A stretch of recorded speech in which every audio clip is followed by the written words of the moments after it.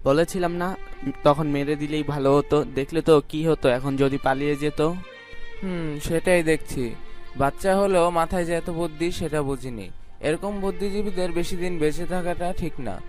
বলে আমার দিকে বন্দুক তাক করতেই কি হলো আমার জানি না, হয়তো বাঁচার একটা শেষ ইচ্ছে মাথায় চাড়া দিয়ে উঠল। হাতের মুঠোয় এবার আর ধুলোমাটি পেলাম না, কাদামাটি পেলাম। খামচে সেটা হাতের মুঠোয় নিয়ে ছুঁড়ে মারলাম যে বন্দুক তাক করেছে তার দিকে। এরপর ফাইলটা সহই উঠে দাঁড়িয়ে দৌড়াতে শুরু করলাম, কিন্তু বেশ কিছুটা যাওয়ার পরে প্রচন্ড জোরে একটা গুলির আওয়াজ পেলাম, আর সাথে সাথে আমার পিঠে ভীষণ ব্যথা আর জ্বালা অনুভব করলাম। কয়েক সেকেন্ডেই বুঝে গেলাম ঠিক কি হয়েছে আমার সাথে। হাঁটু ভেঙে বসে পড়লাম, সবটাই খোলা হয়ে আসছে, ঝাপসা লাগছে সবকিছু। আস্তে আস্তে মাটিতেই লুটিয়ে পড়লাম, নিঃশ্বাস সব আটকে আসতে চাইছে, দম বন্ধ হয়ে আসছে আমার। সাথে সাথেই চমকে উঠলাম আমি। হাতে চোট থাকায় ব্যথা পেয়ে বেশ শব্দ করতে চেয়েও পারলাম না, গলায় ব্যথা লাগছে। পাশ থেকে আদ্রিয়ান উঠে বসে বলল, কি হয়েছে? অনেক কষ্ট হচ্ছে? কোথাও ব্যথা করছে? আমি বড় বড় কয়েকটা শ্বাস নিয়ে আদ্রিয়ানের দিকে তাকালাম, কথা বলার চেষ্টা করলাম, কিন্তু পারলাম না, কারণ গলা এখনো ঠিক হয়নি। আপির কোলে কখন ঘুমিয়ে পড়েছি নিজেই বুঝতে পারিনি, আর ঘুমের মধ্যেও এসব। ঘামে পুরো শরীর ভিজে গেছে আমার, গলা শুকিয়ে গেছে। আমি আদ্রিয়ানকে আঙুলের ইশারায় পানি দিতে বললাম। আদ্রিয়ান দ্রুত জগ থেকে পানি নিয়ে আমার কাছে নিয়ে আমার ঘাড়ের পেছনে হাত রেখে মুখ বরাবর ধরল। আমি পানিটা ঠক ঠক করে গিলে ফেললাম। আদ্রিয়ান হাত বাড়িয়ে টাওয়ালটা নিয়ে আমার শরীরের ঘামগুলো ভালোভাবে মুছে দিয়ে আমায় খাটে হেলান দিয়ে শুয়ে দিয়ে আমার মাথায় আলতো করে হাত বুলিয়ে বলল, কি হয়েছিল? আমি শুকনো একটা ঢোক গিলে নিজেকে সামলে নিয়ে মাথা নেড়ে বললাম, কিছু না। আদ্রিয়ান এবার আমার পাশে শুয়ে আলতো হাতে আমায় নিজের বুকে জড়িয়ে ধরে বলল, খারাপ স্বপ্ন দেখেছো? আমি মাথা নেড়ে হ্যাঁ বললাম। ও আমার মাথায় একটা চুমু দিয়ে বলল, মাথা ব্যথা করছে, কফি খাবে? আমি এবারও মাথা নেড়ে হ্যাঁ বললাম। আদ্রিয়ান আমাকে এবার বালিশে হেলান দিয়ে শুইয়ে দিয়ে বলল, তুমি বসো, আমি নিয়ে আসছি। বলে কফি আনতে চলে গেল। আমি ওর যাওয়ার দিকে কিছুক্ষণ তাকিয়ে থাকার পর দেওয়াল ঘড়ির দিকে তাকিয়ে দেখলাম এখন সন্ধ্যা। আজ আবার অনেক দিন পর সেই দিনটা এত স্পষ্টভাবে আমার স্বপ্নে এলো। সেদিন গুলি লেগে অজ্ঞান হয়ে যাওয়ার পর জ্ঞান ফিরে নিজেকে হসপিটালে আবিষ্কার করেছিলাম। তখন ফাইলটা আমার হাতে ছিল না, আমাকে নাকি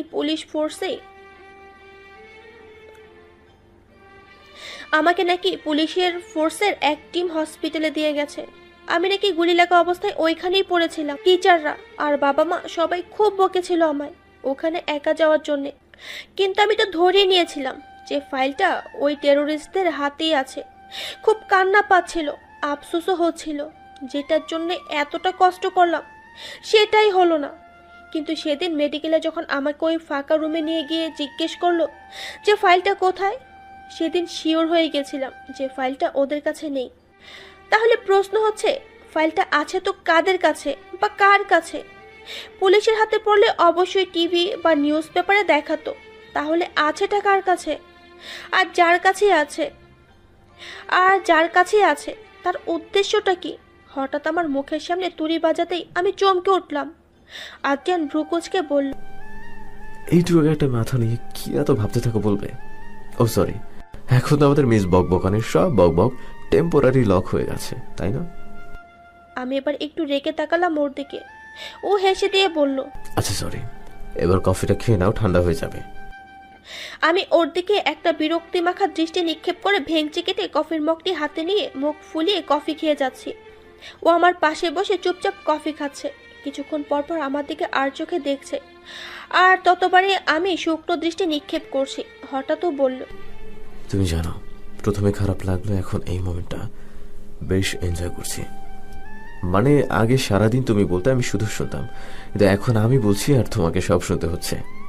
রিপ্লাই করার অপশনই নাই। এমন সুযোগ কজন হাজবেন্ডের কপালে জোরে বলো তো, যে যা বলবে চুপ করে শুনবে, কোনো রিপ্লাই করবে না। আমি চোখ ছোট ছোট করে তাকালাম ওর দিকে। ও কফিতে একটা চুমুক দিয়ে বলল, কারণ বউ নামক বস্তুটিকে চুপ করানো খুবই কঠিন কাজ, তাই না? আমি অন্যদিকে তাকে একরাশ বিরক্তি নিয়ে কফি খাচ্ছি। বেটা বজ্জাত, এখন আমি কথা বলতে পারছি না বলে তুমি আমাকে এরকম ভাবে লেগ পুল করছো তো? আপনার টাইম ভি আয়েগা, সেদিন বুঝবে। হ্যাঁ। আমি কফি শেষ করে বই নিয়ে পড়তে বসে গেলাম। আরও কোনো কথা না বাড়িয়ে ল্যাপটপ নিয়ে কাজে বসে গেল। আজ সারাদিনই আদ্রিয়ানকে ভীষণভাবে জ্বালিয়েছে।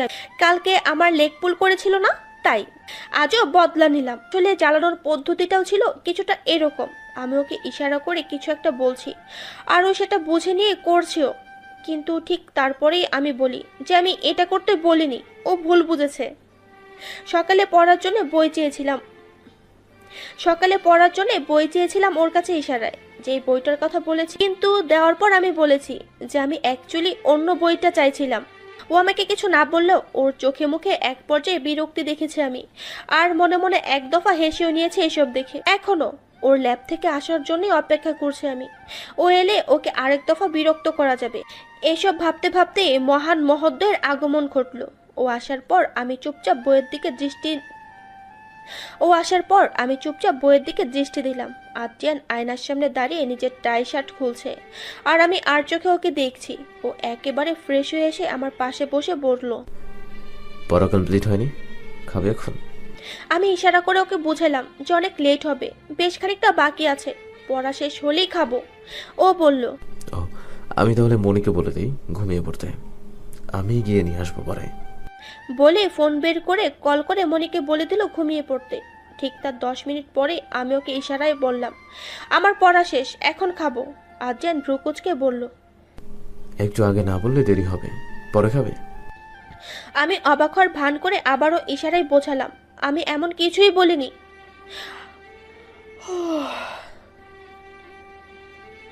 ও আর কথা না বাড়িয়ে বিরক্তি নিয়ে চলে গেল খাবার আনতে। আমার তো জোরে জোরে হাসতে ইচ্ছে করছে। খাওয়ার সময় বেশ অনেকক্ষণ পর্যন্ত জ্বালিয়েছি ওকে।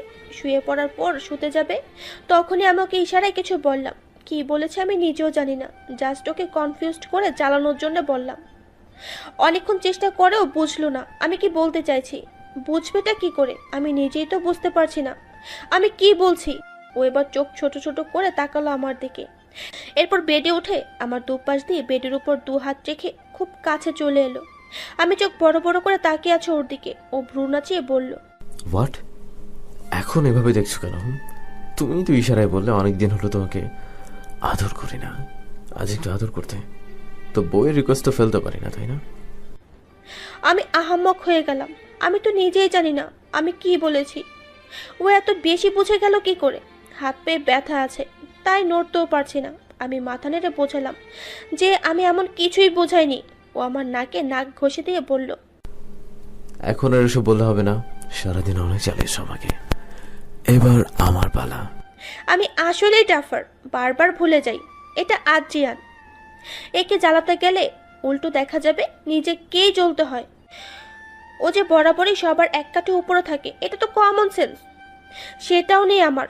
ড্যাম, আদ্রিয়ান এতটা কাছে চলে এসেছে যে আমার চোখ মুখে ওর নিঃশ্বাস আশ্রে পড়ছে। আমি আর নিজের চোখ খোলা রাখতে পারলাম না। চাদর খামচে ধরে চোখ বন্ধ করে ফেললাম। ছাড়ানোর চেষ্টা করতেও পারছি না। শরীরে ব্যান্ডেজ, তার সাথে এত ব্যথাও আছে। আর সেই সুযোগটা মশাই খুব ভালোভাবেই নিচ্ছে। আজ যেন আমার সামনে থাকা চুলগুলো সব আলতো হাতে সরিয়ে দিয়ে আমার কপালে চুমু দিল। আমি পুরো শক্ত হয়ে আছি। হঠাৎ ও আমার মুখে ফু দিতেই আমি আস্তে আস্তে চোখ খুলে তাকালাম। ও মুচকি এসে আমার নাকে নাক ঘষে বলল, সুস্থ নাও তাই আজ ছেড়ে দিলাম, বাট এরপর কারোর সাথে লাগতে আসার আগে এটা ভেবে নিও যে কারোর সাথে লাগতে আসছো। আমি একটা ভেঙচি কেটে মুখ ঘুরিয়ে ফেললাম। ও হেসে বলল, তুমি বলো না যে আমার ভ্রু বাঁকানোর স্টাইলটা বিখ্যাত, কিন্তু তুমি কি জানো তোমার মুখ ভেঙচি দেওয়ার স্টাইলও বিখ্যাত? আমি ভ্রু কুচকে তাকিয়ে রইলাম ওর দিকে। ও আমার নাক টিপে দিয়ে বলল, অনেক রাত হয়েছে, এবার ঘুমিয়ে পড়ো। আমি চোখ বন্ধ করে ফেললাম। ও আমার ওপর হাত রেখে আমার গলায় মুখ গুজে শুয়ে রইল। আমি কিছু বললাম না, কারণ হাত পায়ে ইনজুরি থাকায় ওর বুকে শুতে পারি না আমি। কিন্তু তাতে কি, ইন্ডিয়াতে যেমন টিকটক ব্যান হওয়ার পরও তার রিপ্লেসমেন্টে ইনস্টাগ্রাম রিল ব্যবহার করছে, ঠিক তেমনই আমায় বুকে নিতে পারছে না তো কি হয়েছে? এটা ঠিক অন্যভাবে পুষিয়ে নেবে, তবে ওর এসব কাজ আমার ভালোই লাগে। চোখ বন্ধ করে মুচকি হেসে যেই হাতটা ভালো আছে সেটা দিয়ে আলতো করে জড়িয়ে ধরলাম ওকে। দেখতে দেখতে 2টা মাস কেটে গেছে। এখন আমি পুরোপুরিভাবে সুস্থ। আর আমি এখন হাঁটা চলা করতে পারি, কথাও বলতে পারি, সব কিছুই করতে পারি। আমি যখন পুরোপুরি আমি যখন পুরোপুরি ক্লিয়ারলি কথা বলতে পারি তখন আদ্রিয়ান আমাকে হতাশ কণ্ঠে বলেছিল, আমার শান্তির দিন শেষ হয়ে গেল।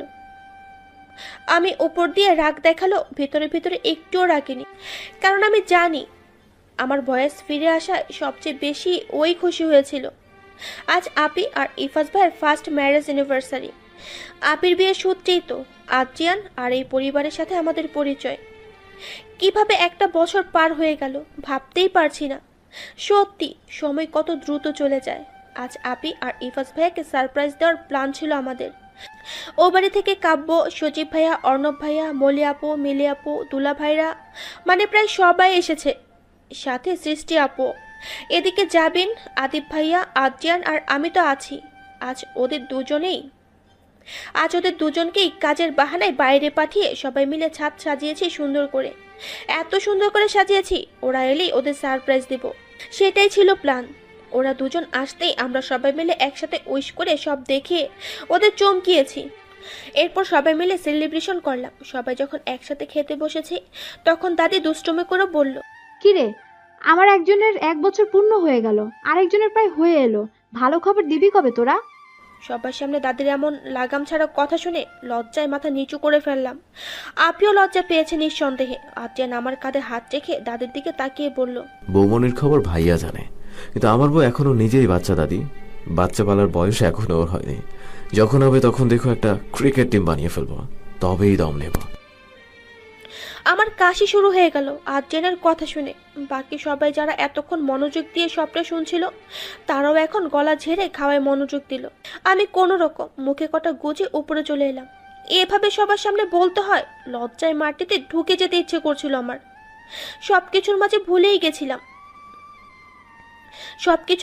ভুলেই গিয়েছিলাম ওই টেরোরিস্টদের কথা। সবকিছুই তো স্বাভাবিকভাবেই চলছে এতদিন। জানি না পরবর্তীতে কি হবে, কিন্তু যতদিন ভালো সময় যাচ্ছে সেটাকে ভালোভাবেই উপভোগ করতে চাই। তবে আজ আদ্রিয়ান এত খুশি থাকলেও কালকের দিনটা নিয়ে ভয়ে আছে আমি। কাল তো ইশরাক ভাইয়ের মৃত্যুবার্ষিকী। কাল ওকে সামলাতে যে অনেক বেগ পেতে হবে সেটা জানি। আল্লাহর কাছে এইটুকুই প্রার্থনা করি, ও যাতে নিজেকে সামলে নিতে পারে। সকালে রোদের আলো চোখে মুখে পড়তেই ঘুম ভেঙে গেল। ঘুম থেকে উঠে পাশে তাকিয়ে দেখি আদ্রিয়ান নেই। আজ ও আর আমি দুজনেই সকালে একসাথে ফজরের নামাজ পড়েছি। ইশরাক ভাইয়ের জন্য দোয়া করেছি। আমি বেড থেকে নেমে ধীর পায়ে বেলকুনিতে গেলাম। গিয়ে দেখি আদ্রিয়ান রেলিং ধরে এক দৃষ্টিতে আকাশের দিকে তাকিয়ে আছে। আমি দেখলাম ওর চোখে হালকা ছলছলে ভাব আছে। আমি ওর কাঁধে হাত রাখতেই ও তাকিয়ে আমাকে দেখে একটু হাসার চেষ্টা করে বলল, ফ্রেশ হয়ে রেডি হয় না, আজও বাড়িতে যাব। আর হ্যাঁ, হালকা কালারের ফুল হাতা কোনো একটা সালোয়ার স্যুট পরা আছে। আমি মাথা নেড়ে সম্মতি জানালাম। একটা সাদা রঙের সালোয়ার স্যুট পরে ভালোভাবে রেডি হয়ে নিলাম। আদ্রিয়ানও সাদা পাঞ্জাবি টুপি পরেছে। এরপর বাড়ির সবাই বেরিয়ে গেলাম ওই বাড়ির উদ্দেশ্যে। গিয়ে দেখি আঙ্কেল গম্ভীর মুখে বসে আছেন, আন্টি নীরবে চোখে জল ফেলছেন, আর নুরাপু ইশরারকে কোলে নিয়ে চুপচাপ বসে আছে। হুজুররা আসেননি এখনো। আদ্রিয়ান আর আদিব ভাইয়া সবকিছু কতদূর ব্যবস্থা হয়েছে তা দেখতে গিয়েছে। হুজুররা কখন আসবে এসব দেখতে গেলেন। আদ্রিয়ান আর আদিব ভাইয়া সবকিছু কতদূর ব্যবস্থা হয়েছে আর হুজুররা কখন আসবে এসব দেখতে গেলেন। আমি নুরাপুর পাশে গিয়ে বসলাম। ইশরার ঘুমিয়ে আছে, তাই ওকে কোলে নিয়ে বিছানায় শুইয়ে দিলাম। তারপর নুরাপুর দিকে তাকিয়ে বললাম, কান্না আটকে রেখো না আপু, আজকে নিজের মন মতো কেঁদে নিজেকে হালকা করো। নুরাপু অসহায়ভাবে আমার দিকে একবার তাকিয়ে আমায় জড়িয়ে ধরে হাও মাও করে কান্না করে দিল। এমন কান্না যা শুনলে যে কারো হৃদয় কেঁপে উঠবে। আমি ওকে জড়িয়ে ধরে ঠোঁট চেপে কান্না আটকানোর চেষ্টায় আছি। আমি ইশরাক ভাইয়াকে মাসখানেকের মতোই দেখেছি। 1 মাসের পরিচয় আমাদের, কিন্তু আমাকে সবসময় বোন বল। এত মিশুক আর প্রাণোচ্ছল মানুষ আমি জীবনে খুব কম দেখেছি। ওনার সেই অট্টহাসি, আড্ডার মহল তৈরি করা সব ভীষণ মনে পড়ছে। মাত্র কয়েকদিনের পরিচয়ে আমার এত কষ্ট হচ্ছে। তাহলে ওদের কাছের মানুষের মনের অবস্থা কতটা ভয়াবহ সেটা ভাবলেই আমার আত্মা কেঁপে উঠছে। সারা দিনটাই আজ এক নীরব হাহাকারে কেটেছে। আজ সবার মনটাই ভীষণ, কিন্তু আমি শুধু আদ্রিয়ানকেই দেখেছি। বাইরে দিয়ে স্বাভাবিক থেকে সব সামলে যাচ্ছে, কিন্তু মনের খবরটা আমি জানি। চোখ মুখ লাল হয়ে আছে ওর। কিভাবে পারে একটা মানুষ মনে এত হাহাকার নিয়ে বাইরে দিয়ে নিজেকে সামলে রাখতে? রাতে ওকে রুমে আসতে না দেখে আমি নিজেই ছাদে গেলাম ওকে ডাকতে। গিয়ে দেখি এক কর্নারে গিয়ে চুপচাপ বসে আছে। আমি একটা নিঃশ্বাস ফেলে ওর পাশে গিয়ে বসে ওর হাত জড়িয়ে ধরলাম। ও আমার দিকে তাকিয়ে বলল। ঘুমাওনি? আমি ওর কাঁধে মাথা রেখে বললাম, তুমি জড়িয়ে না ধরলে ঘুম আসে না। ও, আমি কিছুক্ষণ চুপ থেকে বললাম, সব সময় আবেগ অনুভূতিগুলো চেপে রাখা ঠিক নয়, মাঝে মাঝে প্রকাশ করলে মন হালকা হয়।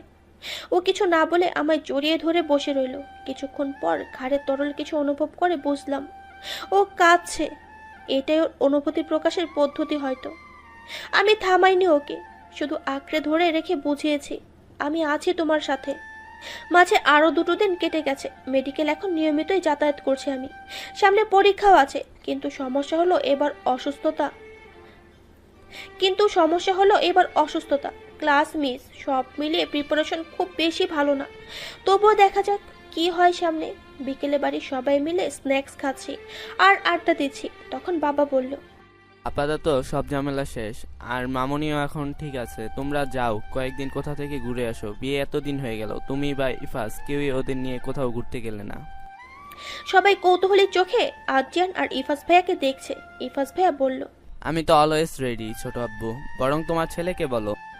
আদ্রিয়ান খেতে খেতে বলল, নেক্সট মান্থ অনির এক্সাম। এক্সামের পরপরই ভ্যাকেশন পড়বে, তখনই যাই। ফাইনাল। আদ্রিয়ান খেতে খেতে বলল, হ্যাঁ একদম। তো এটাই ডিসাইড হলো যে আমার এক্সামের পরেই আমরা ঘুরতে যাব, যাকে বলে হানিমুন। কিন্তু বিয়ের এতগুলো দিন পর কে হানিমুনে যায় সেটা আমার জানা নেই। আপি আর জাবিনের সাথে বেশ কিছুক্ষণ আড্ডা দিয়ে রুমে এসে দেখি আদ্রিয়ান ল্যাপটপ অন করে ওয়াশরুমে গেছেন। হঠাৎ একটা নোটিফিকেশনের আওয়াজ এলো। আমি একটু কৌতূহল নিয়ে চেক করার জন্য ল্যাপটপের সামনে বসে ওটা চেক করতে ক্লিক করলাম, কিন্তু পেজ ওপেন হওয়ার আগে কেউ আমার হাত ধরে এক টান দিয়ে দাঁড় করিয়ে দিল। তাকিয়ে দেখি আদ্রিয়ান রেগে তাকিয়ে আছে আমার দিকে। আমি ভয় পেয়ে গেলাম ওর চোখ দেখে। কিছু একটা বলবো তার আগে আদ্রিয়ান ধমক দিয়ে বলল, ল্যাপটপ তোমার খেলার জিনিস? হ্যাঁ, কোন সাহসে হাত দিয়েছো এটাই বলো। ওর আচরণে আমি অবাকের সাথে ভয়ও পাচ্ছি। এমন কেন করছে? আমি কাঁপা কাঁপা গলায় বললাম, আমি তো জাস্ট। ও আবারও ধমকে বলল, হোয়াট? কারো জিনিসে হাত দেওয়ার আগে তো পারমিশন নেওয়া লাগে, তাই না? এরকম ম্যানার্স তো থাকা উচিত তোমার। হ্যাঁ, আমি ওর হাজবেন্ড, বাট তার মানে এই না যে তুমি আমার সব জিনিসে হাত দেবে উইদাউট পারমিশন। আবার নিজেরও কিছু প্রাইভেসি থাকে, নিজের কিছু ব্যক্তিগত স্পেস থাকে, তাই না? You should understand that. বলে ল্যাপটপটা বন্ধ করে হনহনিয়ে পায়ে বেরিয়ে গেল। আমি স্তব্ধ হয়ে দাঁড়িয়ে আছি।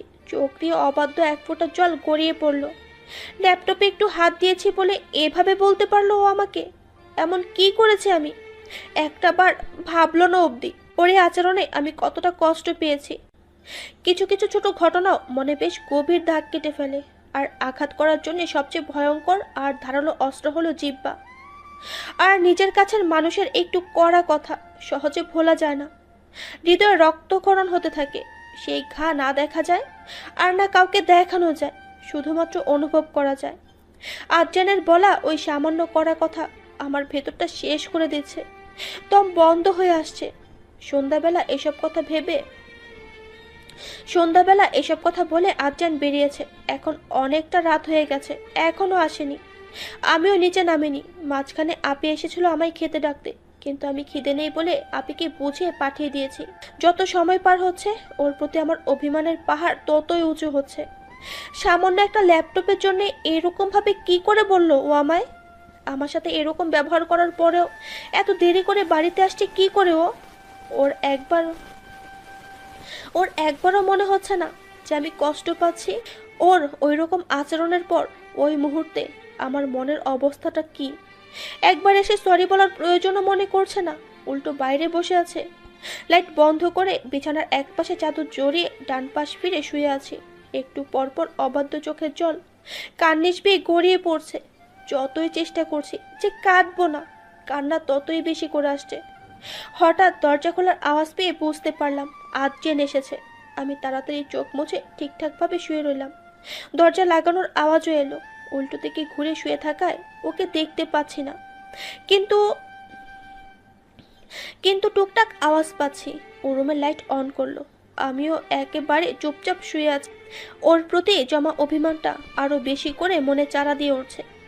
এখন আরো বেশি করে কান্না পাচ্ছে। দাঁতে দাঁত চেপে কান্না আটকে গুটিয়ে শুয়ে আছি। বেডে উঠছে সেটা বুঝতে পেরে আমি আরো শক্ত হয়ে আছি। হঠাৎ ওর আলতো ঠান্ডা স্পর্শে কেঁপে উঠলাম আমি। ও আলতো করে আমায় পেছন থেকে জড়িয়ে ধরে আমার কাঁধে নিজের মুখ গুজে দিল।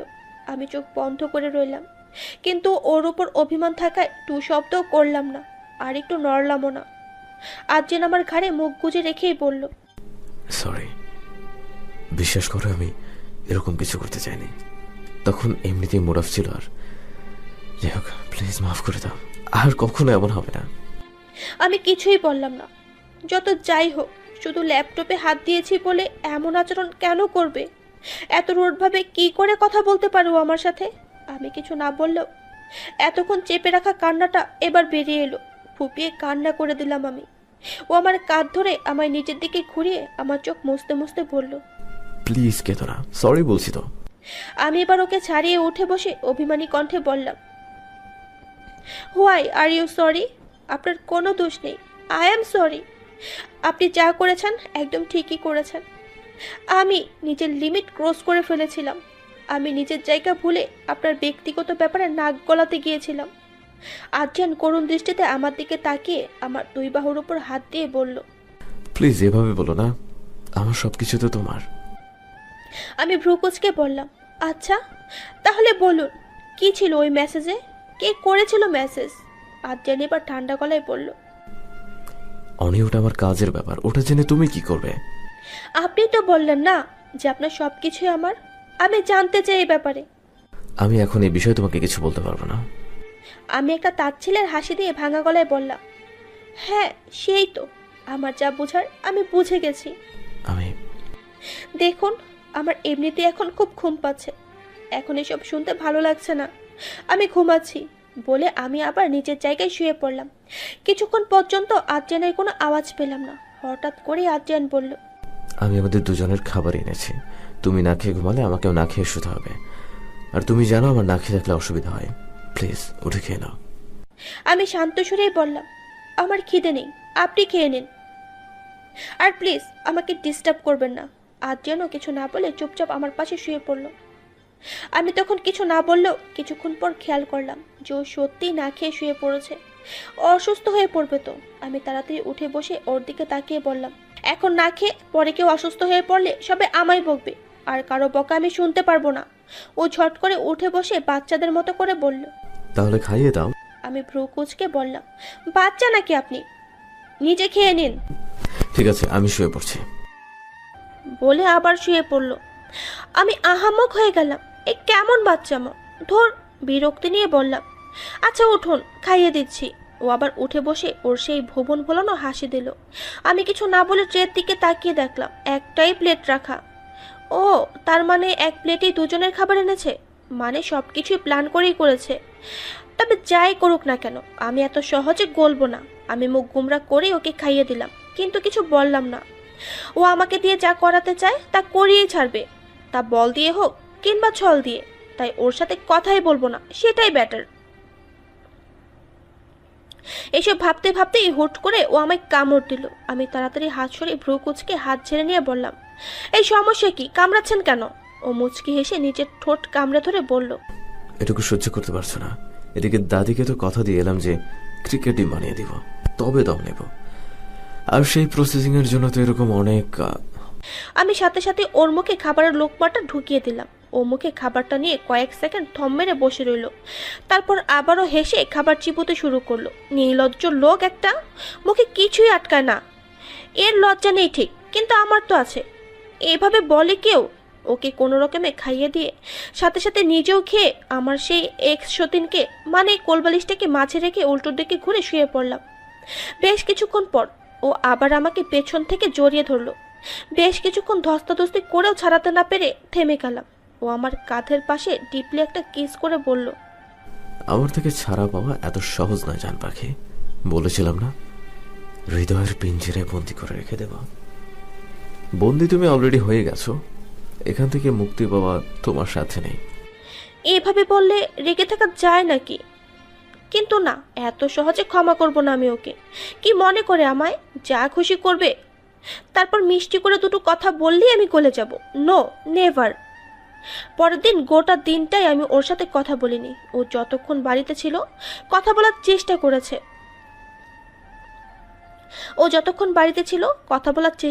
আমার সাথে, কিন্তু আমিই বলিনি। ক্লাস শেষ হওয়ার পর যখন বেরোতে যাব, তখন আমাদের ক্লাসের একজন ছেলে, নাম পেলসিভের, একটা বিষয় নিয়ে আমার সাথে ডিসকাস করতে এলো। তো আমি বই হাতে নিয়ে এই বিষয়ে কথা বলতে বলতেই গেট পর্যন্ত কখন চলে এসেছি খেয়ালই করিনি। কিছু অদ্ভুত টপিক দেখে মাঝে মাঝে হাসছিও। সামনে তাকিয়ে দেখি আদ্রিয়ান গাড়ির সাথে হেলান দিয়ে দাঁড়িয়ে আছে। ওর চোখ মুখ শক্ত ভাবটাও দেখতে পাচ্ছি। আমি থতমত খেয়ে সন্দীপকে বিদায় দিয়ে তাড়াতাড়ি গাড়িতে উঠে বসলাম। ও উঠে আমার সিট বেল্ট বেঁধে দিল। তারপর কোনো কথা না বলেই সোজা গাড়ি স্টার্ট করে আমায় সোজা আমাদের বাড়িতে নামিয়ে দিয়ে ও সোজা স্টার্ট করে চলে গেল। হয়তো ওর সেই ল্যাবে গেছে। যাকে, আমার কি তাতে? রাতে আমি জাবিনের রুমে শুয়ে আছি, কারণ আমি ওর সাথে কথা বলবো না, আর ওর ওই রুমেও থাকবো না। থাকলে আমাকে কালকের মতোই জ্বালাবে। জাবিন মুখ গোমরা করে ভয়ে ভয়ে শুয়ে আছে। যে আর্জেন কি করে, আমিও ভয়ে আছি, কিন্তু ওকে বুঝতে দিচ্ছি না। জাবিন চিন্তিত মুখ করে বলল, ভাবি, বলেছিলাম কি তুমি রুমে চলে যাও প্লিজ। ভাইয়া রেগে গেলে তোমার সাথে আমারও 12টা বাজাবে। আমি বিরক্ত হয়ে বললাম, আরে তোমার ভাইকে তো ভয় পাওয়ার কি আছে? ও কি বাঘ না ভাল্লুক? হ্যাঁ, তার চেয়ে কম কিছু নয়। তোমার কাছে হতে পারে অমন বাঘ ভাল্লুক, আমার দেখা আছে। আমি ভয়। কথাটা শেষ করার আগেই দরজায় কেউ নক করলো। জাবিন হতাশ কণ্ঠে বলল, এসে গেছে জম। আমি তুতলিয়ে বললাম, আমি ওয়াশরুমে গিয়ে দরজা লক করে ফেলি। হ্যাঁ। জাবিন মেকি হেসে পড়ল, হ্যাঁ হ্যাঁ, এতক্ষণ তো খুব বলছিলে, এখন হাওয়া সব ফুস। আমার ওয়াশরুমের দরজা ভাঙার প্ল্যান করছো নাকি? আমি মুখ ফুলে শুয়ে রইলাম। দরজায় সমানে নক পড়ছে, তাই জাবিন উঠে গিয়ে দরজা খুলে দিল। আমি চোখ বন্ধ করে আছি, যাতে ভাবে আমি ঘুমিয়ে পড়েছি। কিন্তু ও আর কি এসব দেখে সোজা এসে আমায় কোলে তুলে নিল। আমি চমকে চোখ খুলে তাকালাম। জাবিনও হাঁ করে তাকিয়ে আছে। ও সেদিকে পাত্তা না দিয়ে আমায় কোলে তুলে নিয়ে সোজা হেঁটে রুমে নিয়ে এসে বেডে শুয়ে দিয়ে গিয়ে দরজা লক করে এলো। আমি উঠে বসেছিলাম, কিন্তু ও আবার আমায় ধাক্কা দিয়ে বেডে ফেলে আমার 2 হাত বিছানার সাথে চেপে ধরে বলল, ডোন্ট ইউ থিঙ্ক একটু বেশি হচ্ছে এবার? একটা ভুল, ওকে ফাইন, অন্যায় করে 100 বার সরি বলেছি, ইজন্ট ইট এনাফ? আমি কিছু না বলে মুখ ঘুরিয়ে রাখলাম। ও একটা শ্বাস নিয়ে আবার বলল, আর হ্যাঁ, ওই ছেলেটার সাথে তো হেসে হেসে ডিসকাস করার কিছু নয়, ডিস্টেন্স মেনটেন করা যেত না? আমি ভ্রু কুঁচকে ওর দিকে তাকিয়ে বললাম, এটা আমার পার্সোনাল ব্যাপার। আপনি বলেছিলেন না যে সবার একটা পার্সোনাল স্পেস থাকে? আমারও আছে। দুটো ব্যাপার এক নয় অনি। সেটাও কি আপনি ঠিক করবেন?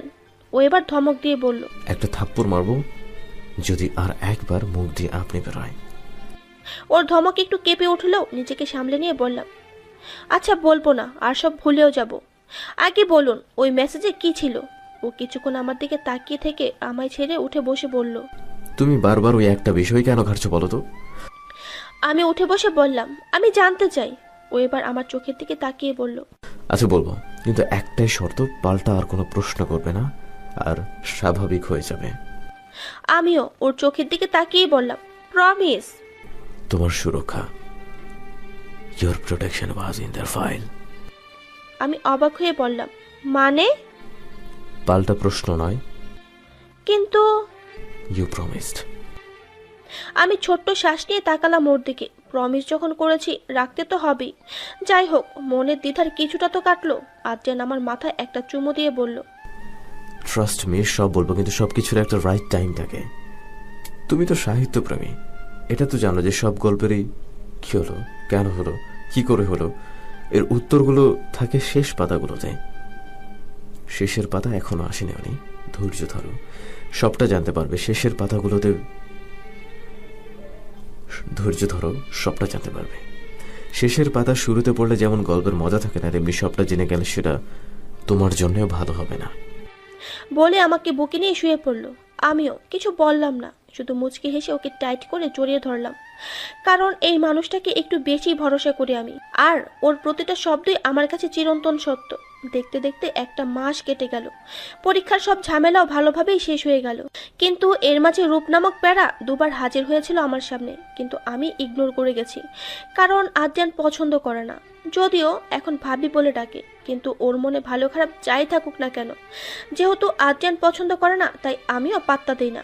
যাই হোক, তো প্ল্যান অনুযায়ী এখন হানিমুনে যাবার পালা। আগে থেকেই ঠিক করা ছিল সুইজারল্যান্ড যাব আর উঠবো জেনেভাতে, সে অনুযায়ী সব ফিক্সড করে রেখেছে। এতদূর যাওয়ার ইচ্ছে ছিল না আমার, কিন্তু আদ্রিয়ান আর ইফাজ ভাইয়া ওখানে যেতে ইন্টারেস্টেড, তাই আমরাও আর বারণ করিনি। কালকে আমাদের ফ্লাইট আছে, রাতে আমি ব্যাগ প্যাকিং করছি আর আদ্রিয়ান বেডে বসে ফোন দেখছে।